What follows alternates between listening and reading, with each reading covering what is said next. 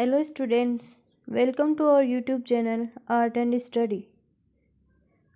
Students आज मैं आपके लिए लेके आई हूँ रसायन विज्ञान से रिलेटेड फर्स्ट टॉपिक तत्व, यौगिक और मिश्रण तथा पदार्थ की अशुद्धियों का पृथक्करण किस प्रकार से किया जाता है।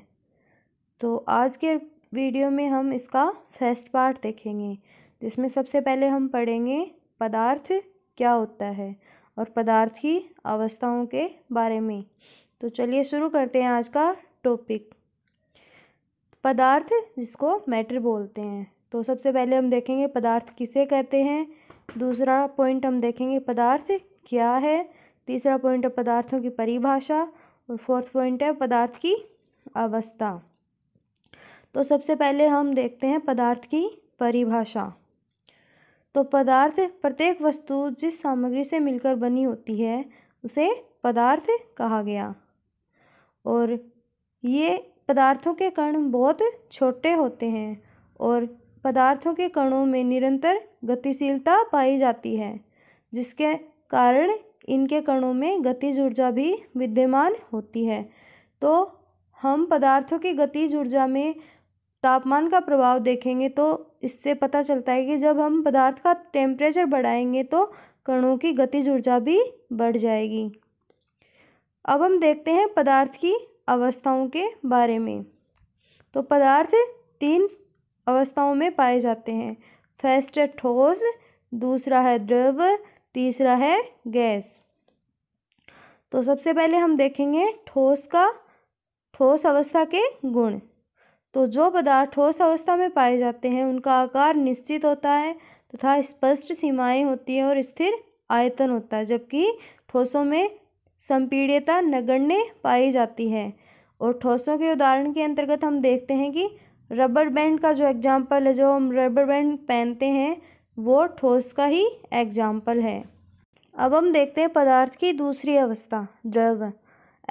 द्रव का गुण होता है कि ये अनिश्चित आकार में पाए जाते हैं और इनका आयतन स्थिर होता है और द्रव जिस पात्र में रखा रहता है उसी का आकार ग्रहण कर लेता है और ये तरल प्रकृति के होते हैं। और अब हम देखते हैं गैसों के बारे में। तो गैसों में संपीड्यता सबसे अधिक पाई जाती है। तो गैसों के एग्जाम्पल हैं LPG, CNG व अन्य प्रकार की गैसें। तो एक फैक्ट ये भी है कि जब दो विभिन्न पदार्थों के कणों का स्वतः मिलना क्या कहलाता है, विषरण कहलाता है। तो विभिन्न पदार्थों के कण जब आपस में मिलते हैं तो इस घटना को क्या कहते हैं, विषरण कहते हैं। और हमें यह भी पता है कि पदार्थ के कण एक दूसरे को आकर्षित करते हैं। तो स्टूडेंट्स अब हम देखते हैं पदार्थ की अवस्था परिवर्तन के बारे में। तो हम एग्जाम्पल लेंगे बर्फ़ का।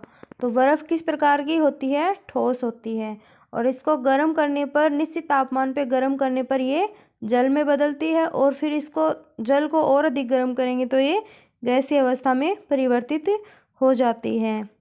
तो जब जिस तापमान पर ठोस पिघलकर द्रव बनता है वह बिंदु क्या कहलाता है, गलनांक कहलाता है।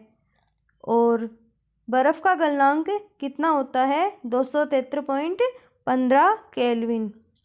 तो बच्चों जिस तापमान पर ठोस पिघलकर द्रव बनता है वो बिंदु क्या कहलाता है, उस पदार्थ का गलनांक बिंदु कहलाता है।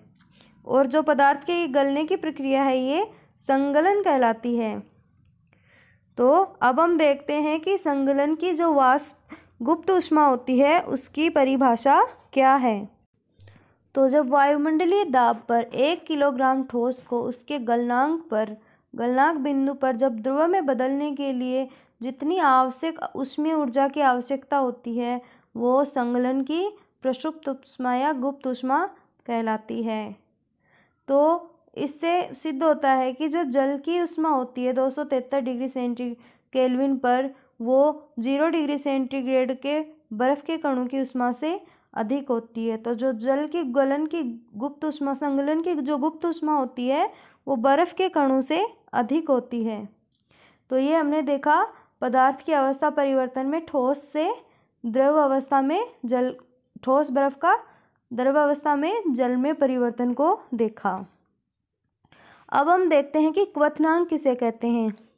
तो जिस निश्चित दाब तथा जिस निश्चित तापमान पर द्रव पदार्थ गैस में बदलने लगता है उस बिंदु को पदार्थ का क्वथनांक कहते हैं। तो देखते हैं कि जल के लिए क्वथनांक बिंदु कितना होता है। तो 273 केल्विन 373 केल्विन जल का क्वथनांक बिंदु होता है। तो अब हम देखते हैं कि जो वाष्पीकरण की गुप्त ऊष्मा क्या होती है।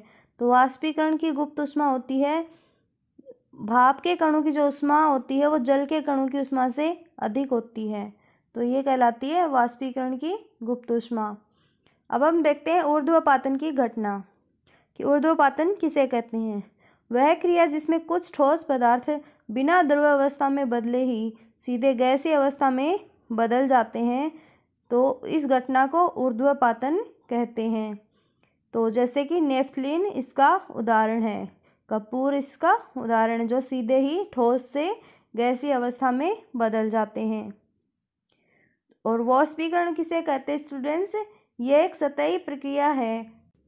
वाष्पीकरण एक सतही प्रक्रिया है। जैसे कि अपन जल को गर्म करते हैं तो वो भाप बन के उड़ जाती है, तो वो क्या कहलाती है? वाष्प कहलाती है। इस घटना को वाष्पीकरण कहते हैं। तो स्टूडेंट्स, ये थी पदार्थ और उसकी अवस्थाओं के बारे में। अब हम देखते हैं कि पदार्थ जिन तत्वों से मिलकर जिन चीज़ों से मिलकर बना होता है उनके बारे में। तो पदार्थ मिलकर बने होते हैं परमाणु और कणों के बारे में। तो जो कण होता है वो सबसे छोटी इकाई होती है। तो कण होते हैं इलेक्ट्रॉन, प्रोटॉन और न्यूट्रॉन। परमाणु में पाए जाने वाले एलिमेंट होते हैं वो कण कहलाते हैं, जो होते हैं इलेक्ट्रॉन, प्रोटॉन और न्यूट्रॉन। तो जो परमाणु का नाभिक होता है उसमें तो पाया जाता है प्रोटॉन और न्यूट्रॉन, और जो इलेक्ट्रॉन होता है वो परमाणु के कक्षाओं में चक्कर लगाता है। तो ये था परमाणु और कणों में अंतर। अब हम देखते हैं कि कुछ फैक्ट्स।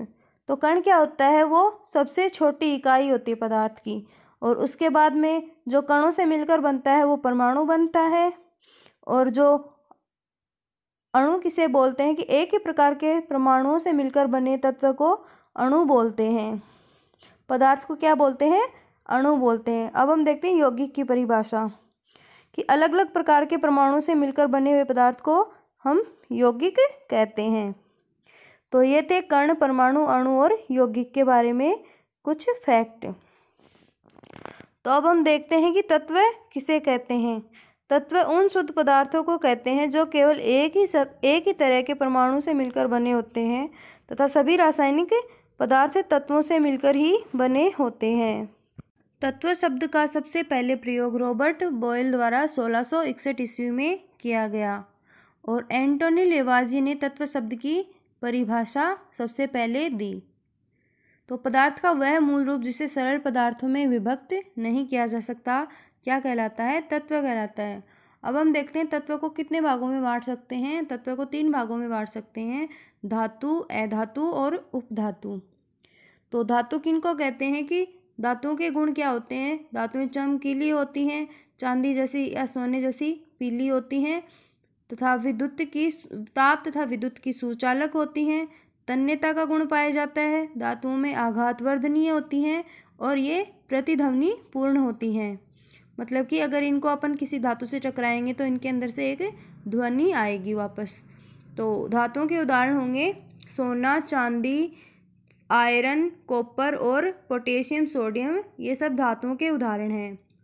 पारा भी धातु है, लेकिन ये कमरे के तापमान पर द्रव अवस्था में पाया जाता है। अब हम देखते हैं अधातुओं के बारे में। अधातुओं में ये भिन्न भिन्न रंगों की होती हैं और ये ताप तथा विद्युत की कुचालक होती हैं। ये चमकीली, प्रतिध्वनिपूर्ण व आघात वर्धनीय नहीं होती हैं।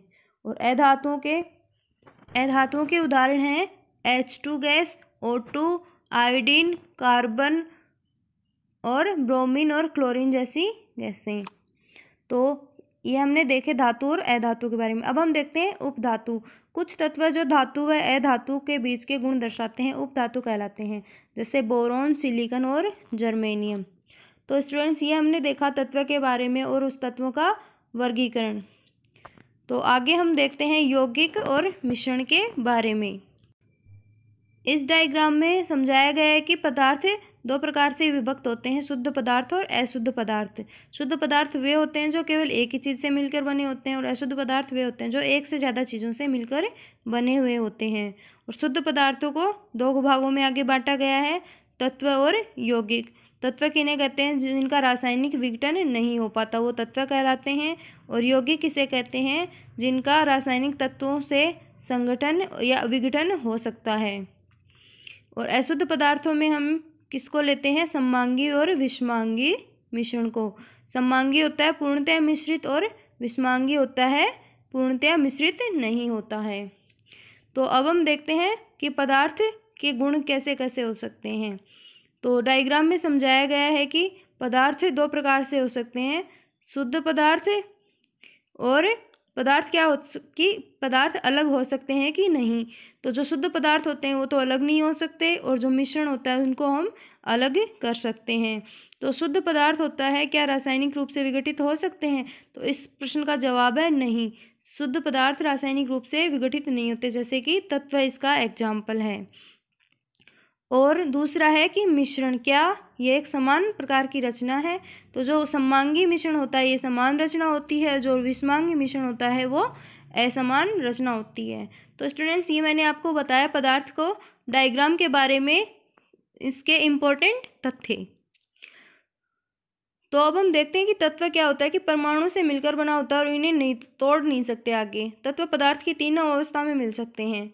एग्जाम्पल के लिए लोहा, निकल, ब्रोमीन, पारा और ऑक्सीजन आदि। अब हम देखते हैं कि यौगिक क्या होता है। यौगिक दो या दो से अधिक तत्वों से मिलकर बना हुआ होता है, और इन्हीं तत्वों के कारण इनका अस्तित्व होता है। और यौगिकों का क्वथनांक व गलनांक बिंदु नियत होता है।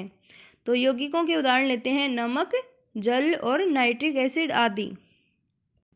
अब हम देखते हैं मिश्रण की परिभाषा। दो या दो से अधिक चीज़ों से मिलकर बने पदार्थ को मिश्रण कहते हैं। मिश्रण और यौगिक में अंतर ये होता है कि यौगिक में तत्वों की मात्रा नियत होती है, जबकि मिश्रण में ऐसा नहीं होता। तो मिश्रण कितने प्रकार के होते हैं? दो प्रकार के, सममांगी मिश्रण और विषमांगी मिश्रण। तो सबसे पहले हम देखेंगे सममांगी मिश्रण।